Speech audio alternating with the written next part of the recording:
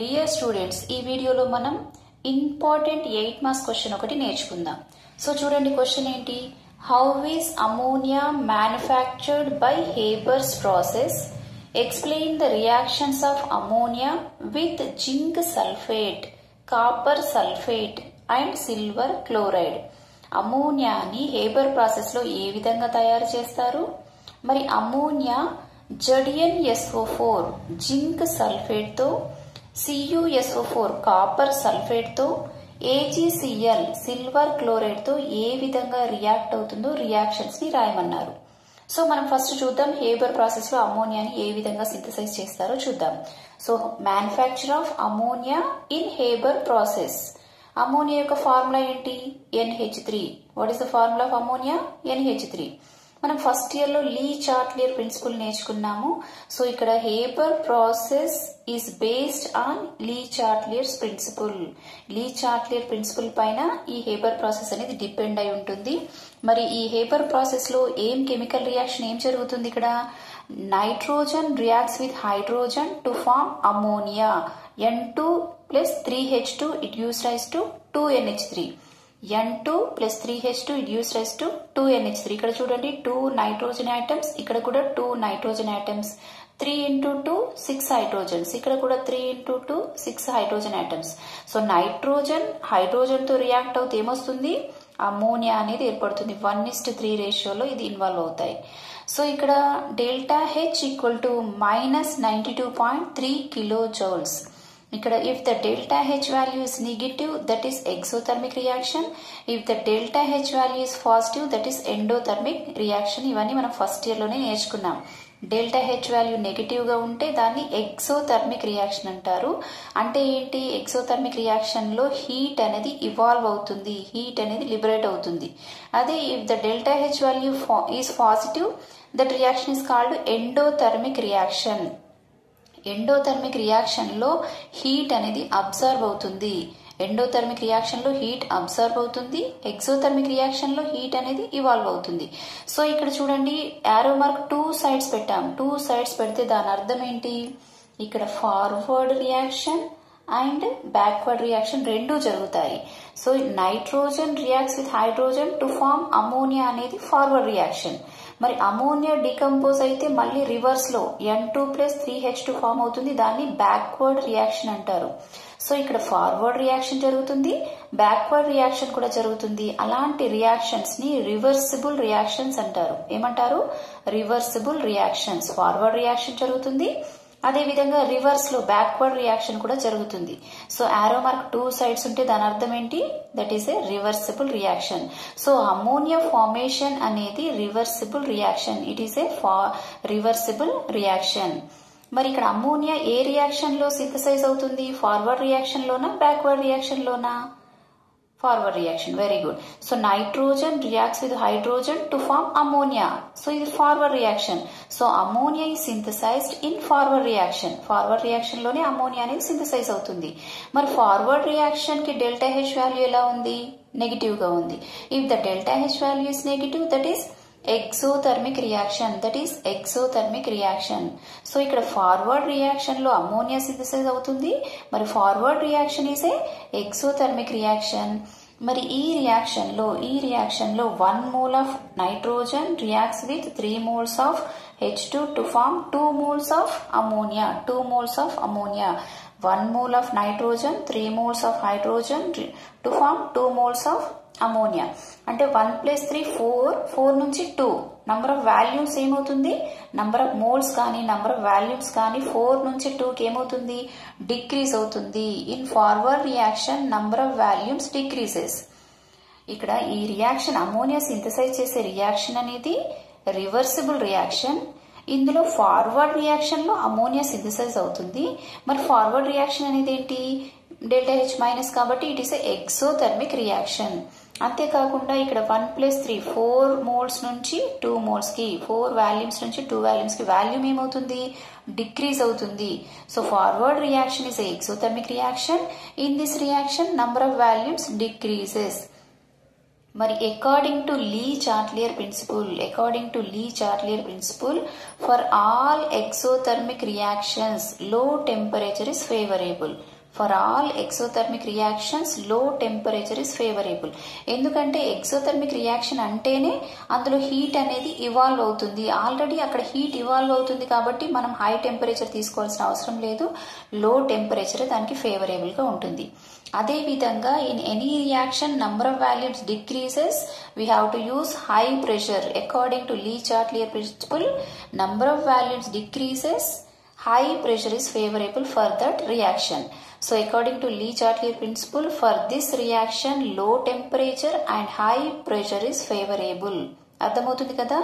ఈ Haber's process లో అమోనియాని తయారు చేస్తున్నాం. మరి Haber process is based on Le Chatelier's principle. మరి హేబర్ ప్రాసెస్ లో ఏం జరుగుతుంది? Nitrogen 1 mole of nitrogen reacts with 3 moles of hydrogen to form ammonia. It is a reversible reaction, forward reaction and backward reaction. రెండు reaction జరుగుతున్నాయి కాబట్టి it is a reversible reaction. And in forward reaction ammonia is synthesised. Ammonia ఏ reaction లో synthesise అవుతుంది? forward reaction. And forward reaction is a exothermic reaction. Delta H is negative, exothermic reaction. And in this forward reaction number of volumes decreases. Mari according to Lee Chartier principle, for this exothermic reaction low temperature is favorable. If the number of volumes decreases, high pressure is favorable. ఇప్పుడు మనము మరి లో temperature high pressure అంటే మనం ఎంత optimum conditions ఏం తీసుకోవాలి, ఎలాంటి కండిషన్స్ ని పాటిస్తే మనకి large scale of ammonia synthesize అవుతుందో చూద్దాం. So first temperature, we have to use 725 to 775 Kelvin temperature. Optimum temperature is 725 to 775 Kelvin. And next optimum pressure is 200 to 300 atma pressure. 200 నుంచి 300 atmosphere pressure ని వాడాలి. అదే విధంగా to speed of this reaction we have to use a catalyst. Catalyst అంటే ఏంటి? The substance which increases the rate of reaction is called catalyst. ఇక్కడ iron oxide ని catalyst గా వాడతారు. ఐరన్ ఆక్సైడ్ తో పాటు small amount of mixture of K2O plus Al2O3, కొద్దిగా K2O plus Al2O3 యొక్క మిక్చర్ ని కూడా దీంతో పాటు కలిపి తీసుకుంటారు as a catalyst. So optimum conditions ఏంటి? Temperature 725 to 775 Kelvin, pressure is 200 to 300 atma, and catalyst is iron oxide with small amount of mixture of K2O and Al2O3. మరి ammonia synthesis process ఎలా చేస్తామంటే ఇందాక చెప్పుకున్నాం కదా, pure and dry N2 plus H2 ని తీసుకొని దాన్ని 725 to 775 Kelvin temperature, 200 to 300 atma pressure దగ్గర in presence of a catalyst ఈ reaction iron oxide with small amounts of K2 and Al2O3 సమక్షంలో రియాక్షన్ జరిగితే మనకి అమోనియా అనేది తయారవుతుంది. ఈ అమోనియాని కండెన్స్ చేసి లిక్విడ్ ఫామ్ లో తీసుకుంటారు. సో ఇప్పుడు మనం రియాక్షన్స్, మెయిన్ ఇంపార్టెంట్ రియాక్షన్స్ ఎలా జరుగుతాయో చూద్దాం. రియాక్షన్స్ ని చూద్దాం. ఇక్కడ మనకి ఏం అడిగారు క్వశ్చన్ లో, ఈ అమోనియా జింక్ సల్ఫేట్ తో ఎలా రియాక్ట్ అవుతుంది, కాపర్ సల్ఫేట్ తో ఎలా రియాక్ట్ అవుతుంది, అదే విధంగా సిల్వర్ క్లోరైడ్ తో ఎలా రియాక్ట్ అవుతుంది అన్నారు. ఈ 3 ఈక్వేషన్స్ ని మనం నేర్చుకోవడానికి ట్రై చేద్దాం. సో ఇక్కడ చూడండి, ఫస్ట్ వన్ ఏంటి? సో ఇక్కడ ఫస్ట్ వన్ చూడండి, జింక్ సల్ఫేట్ తో అమోనియా రియాక్షన్ అన్నాం కదా. మరి ఇక్కడ ఏం తీసుకుంటున్నాం? అమోనియం హైడ్రాక్సైడ్, NH4OH అంటే ఏంటి? Ammonium hydroxide. ఎక్కడ NH4 కనిపించినా సరే అమోనియం అని పలకాలి. అమోనియం OH ఉంది కాబట్టి hydroxide, ammonium hydroxide.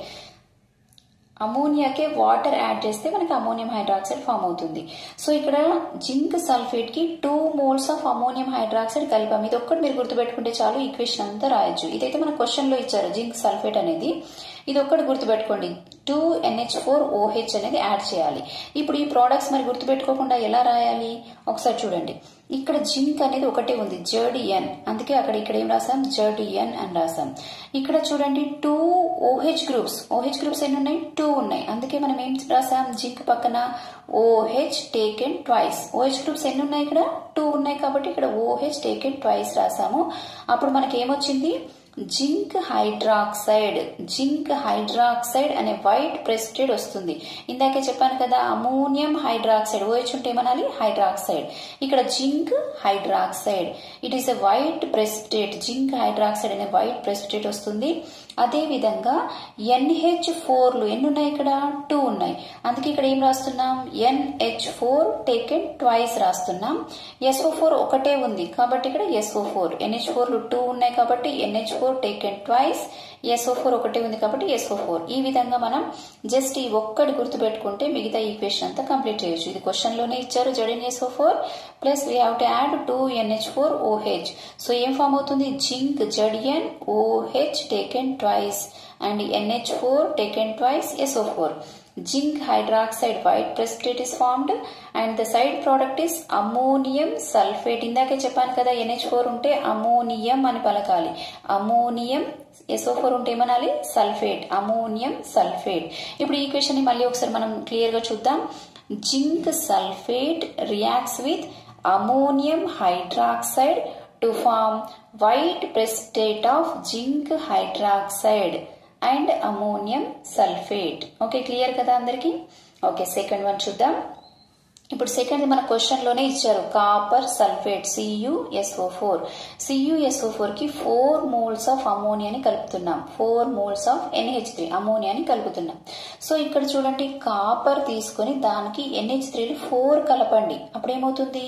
CuNH3 taken 4 times. ఇక్కడ కూడా మీరు జస్ట్ 4 NH3 గుర్తుపెట్టుకుంటే చాలు, మనం ఈక్వేషన్ కంప్లీట్ చేయొచ్చు.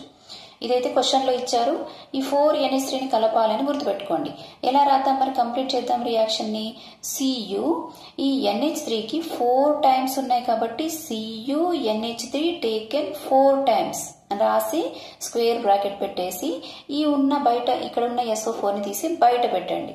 అప్పుడు ఏమవుతుంది? NH3 taken 4 times SO4.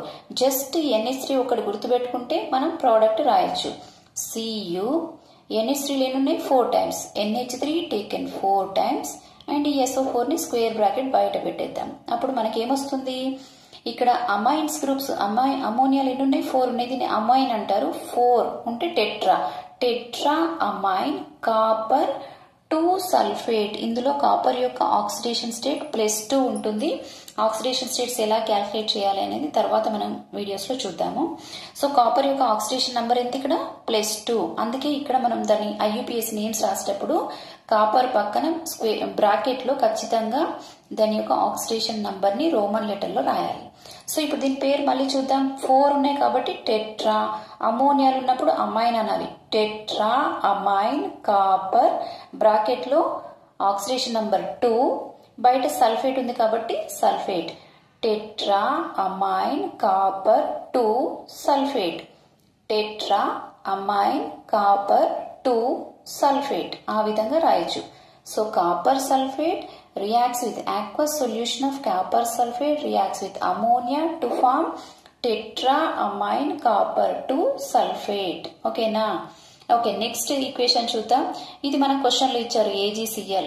AgCl అనేది ఆల్రెడీ ఇది వైట్ ప్రెసిపిటేట్, వైట్ కలర్ లో ఉంటుంది. వైట్ ప్రెసిపిటేట్ ఇది అమోనియాతో రియాక్ట్ అయినప్పుడు, NH3తో రియాక్ట్ అయినప్పుడు మనకి ఏం ఫామ్ అవుతుందంటే ఇది కూడా జస్ట్ 2NH3 గుర్తుపెట్టుకుంటే చాలు. ఇది క్వశ్చన్ లోనే ఇచ్చారు కదా AgCl.